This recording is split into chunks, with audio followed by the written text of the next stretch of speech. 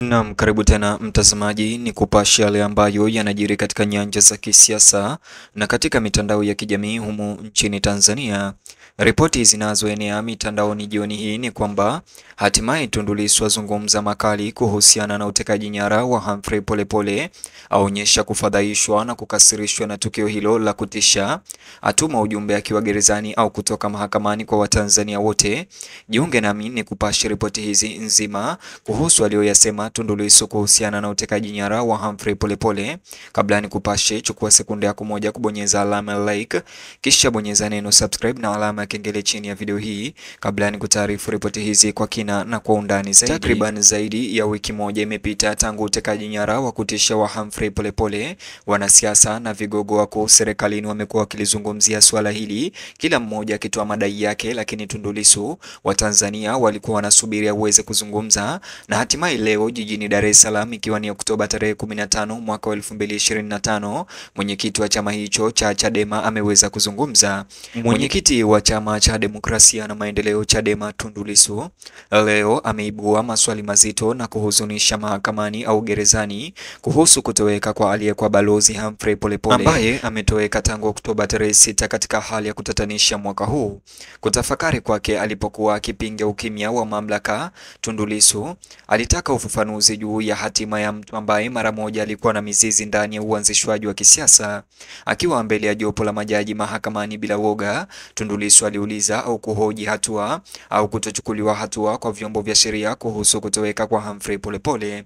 Tundu Lissu alidai kujua ikiwa mamlaka ilikuwa imefanya maendeleo yoyote katika kumtafuta mwanadiplomasia huyo wa zamani au kubaini wale ambao huenda walisababisha kutekwa nyara kwake. Sauti ya Tundu Lissu ilibeba udharura na hasira, ikisisitiza kwamba ukimya kutoka kwa walio madarakani au serikalini unahatarisha hali ya kawaida ya hofu katika taifa linalojivunia amani na haki. Kiongozi huyo wa Chadema alizidi kushinikiza kupata majibu, akiuliza iwapo serikali imeanza jitihada za dhati za kumtafuta balozi Humphrey Polepole ambaye alitumikia Tanzania kwa uaminifu kama kiongozi wa umma na mwanachama wa muda mrefu wa Chama cha Mapinduzi CCM.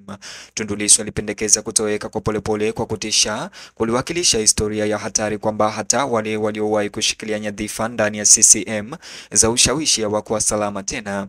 Matamshi yake alizua hofu katika chumba cha mahakama, huku akihusisha swala hilo sio tu na hatima ya mtu mmoja, bali na hali pana ya uwajibikaji wa kitaifa. Wakati wa uwasilishaji wake, Tundu Lissu alifananisha tukio la kuogofya la Humphrey Polepole na kesi ya awali iliyokuwa ikimkabili mzee Ali Kibao ambaye inasemekana alitekwa nyara mchana kweupe na baadaye kukutwa amefariki dunia katika mazingira ya kikatili. Tundu Lissu alisema kuwa matukio kama haya yanazua hali ya kutia wasiwasi, ambapo wale waliotoweka hawakupatikana mara chache na karibu haki haipatikani kamwe.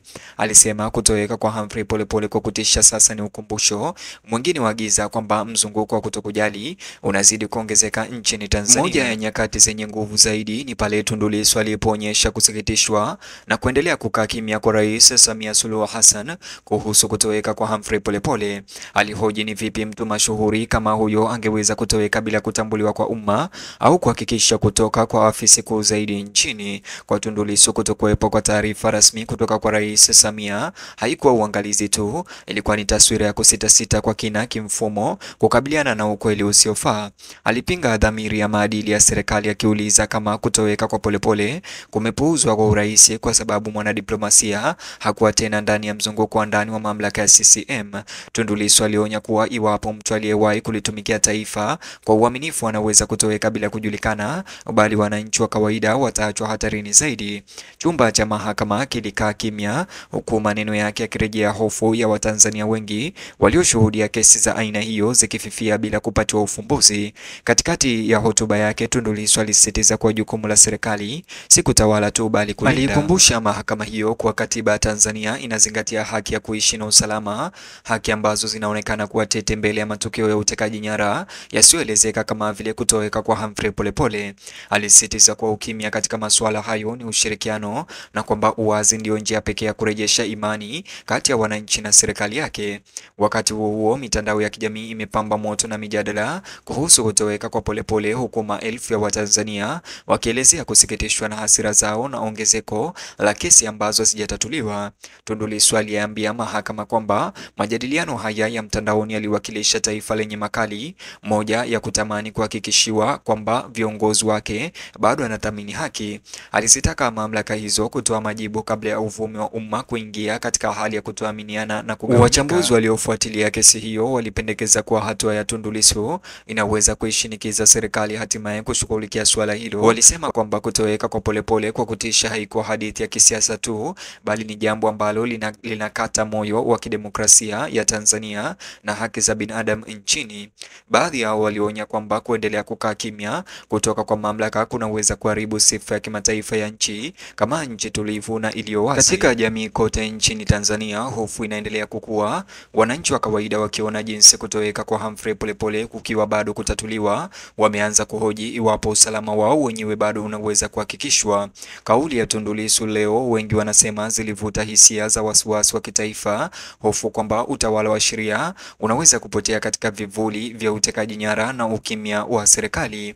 Hadi mwisho wa kikao hicho, Tundu Lissu alikuwa amefanikiwa kulazimisha kutoweka kwa Humphrey Polepole kwenye fahamu za umma na mahakama.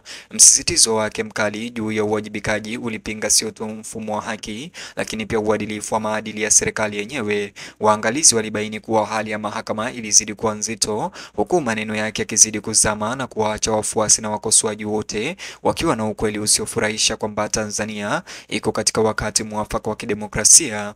Wakati taifa sasa likisubiri majibu rasmi, wito wa Tundu Lissu wa kutaka ukweli kutoka kwa Samia Suluhu unasikika zaidi ya ukumbi wa mahakama, ikiwa kutoweka kwa Humphrey Polepole kwa kutisha kutawahi kuelezwa kikamilifu bado. Masaa machache baada ya hotuba hii ya Tundu Lissu mahakamani, shinikizo limeendelea kuongezeka kwa serikali ya Tanzania kutoa taarifa ya wazi kuhusu hali ya kutekwa nyara kwa Humphrey Polepole. Mashirika ya kiraia, mashirika kutetea haki za binadamu na wanachama wa jumuiya ya wanadiplomasia wamejiunga na wito huo, wakihimiza uwazi na hatua za haraka. Wengi wao wanahoji kuwa jinsi serikali inavyoshughulikia kesi hii itatumika kama kipimo cha kutosheleza kujitolea kwake kwa haki, demokrasia na ulinzi wa raia wote, bila kujali mfungamano wa kisiasa au uaminifu wa zamani. Kuongezeka kwa mahitaji ya majibu kunasisitiza jinsi kutoweka kwa Polepole kulivyosumbua dhamira ya Tanzania. Hatimaye uingiliaji wa kijasiri wa Tundu Lissu umeibua mazungumzo ya muda mrefu kuhusu uwajibikaji wa serikali ya Samia Suluhu Hassan kwa taifa ambalo limejivunia kwa muda mrefu juu ya amani na umoja. Siri inayozunguka kutoweka kwa Humphrey Polepole inawakilisha wakati dhahiri ambao hutoa changamoto kwa Watanzania kuamua ikiwa itakabiliana na dhuluma au kuendelea kuacha kimya kitawale. Hadi ukweli utakapodhihirika, maneno ya Tundu Lissu na kutokuwepo au kutekwa nyara kwa Polepole yataendelea kusikika nchi nzima na kuwakumbusha Watanzania wote kwamba demokrasia inaweza kustawi pale tu kila raia, bila kujali hadhi yake, anapoonekana kusikilizwa na kulindwa.